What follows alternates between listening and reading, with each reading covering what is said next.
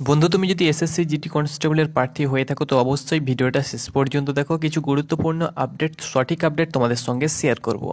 বন্ধুরা, তোমরা প্রচুর পরিমাণে কমেন্ট করছো কি দাদা এসএসসি জিডিতে আমি অনলাইন অ্যাপ্লিকেশন করেছি, তো অনলাইন অ্যাপ্লিকেশন রিসিভড হয়েছে বা কন্টেন্ট নট ভেরিফাইড দেখাচ্ছে। অর্থাৎ তোমরা অনস্ক্রিন দেখতে পাচ্ছ এইরকম একটা তোমাদের যে ফর্ম যখন তুমি প্রিন্ট আউট করেছো, অর্থাৎ তুমি অনলাইন অ্যাপ্লিকেশন করার সময় করার পর যে ফর্মটি তোমাদেরকে দেওয়া হয়েছে প্রিন্ট আউট ফর্ম, সেখানে তোমরা সাফ কিন্তু প্রথমেই দেখতে পেয়ে যাচ্ছ যে অ্যাপ্লিকেশন রিসিভড বাট তোমাদের কন্টেন্ট যেটা অর্থাৎ তোমার ফর্মটা কিন্তু ভেরিফাইড হয়নি, এরকম কিন্তু তোমাদের দেখাচ্ছে।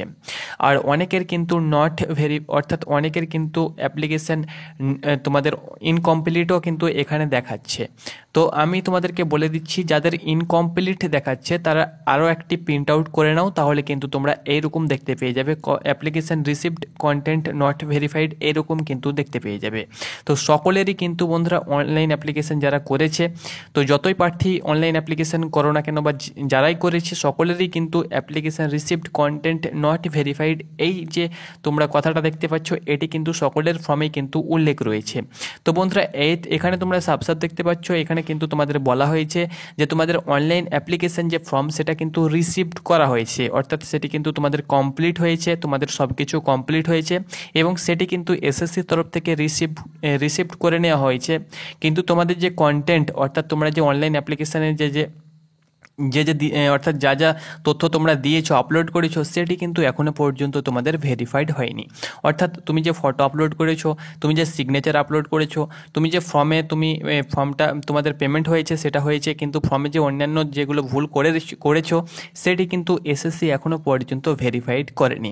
তো এটি ভেরিফাইড তারা কখন করবে? অর্থাৎ তোমাদের যখন অনলাইন অ্যাপ্লিকেশান হয়ে যাবার পরেই তোমাদের ফর্ম অর্থাৎ কারেকশানের ডেট চলে আসবে, ফর্মটাকে তুমি কারেকশান করে নেবে। যদি তোমার ফর্মে কোনো রকম ভুল থেকে থাকে তাহলে অবশ্যই কারেকশান করে নেবে। আর কারেকশান করার পরেই যখন তোমাদের অনলাইন অ্যাপ্লিকেশান স্ট্যাটাস জারি হবে তার আগেই কিন্তু তোমাদের কন্টেন্ট ভেরিফাইড হয়ে যায়।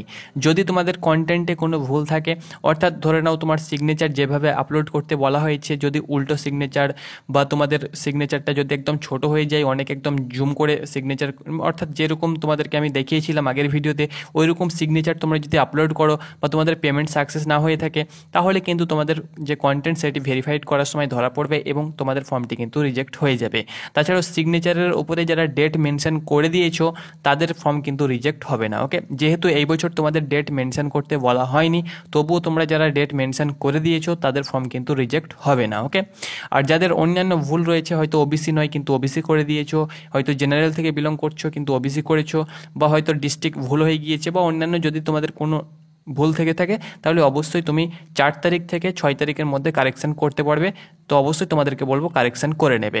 তো অ্যাপ্লিকেশান রিসিপ্ট তোমাদের হয়েছে, সকলের কন্টেন্ট তোমাদের ভেরিফাইড হয়নি, এটি কিন্তু তোমাদের অ্যাপ্লিকেশান স্ট্যাটাস জারি হওয়ার পূর্বেই কিন্তু তোমাদের ভেরিফাই হয়ে যাবে, তারপরেই কিন্তু তোমাদের অ্যাপ্লিকেশান জারি হয়ে যাবে এবং তোমাদের পরীক্ষার ডেট কিন্তু তোমাদেরকে দেওয়া হবে। তো এইরকম যাদের ওয়ার্ড শো হচ্ছে, তোমরা কেউ ভয় পাবে না, কেউ টেনশন পাবে না, সকলেরই কিন্তু এইরকম তোমাদের স্ট্যাটাস এখন আপাতত কিন্তু দেখাচ্ছে। তো আশা করি তোমাদেরকে বোঝাতে পেরেছি। ধন্যবাদ।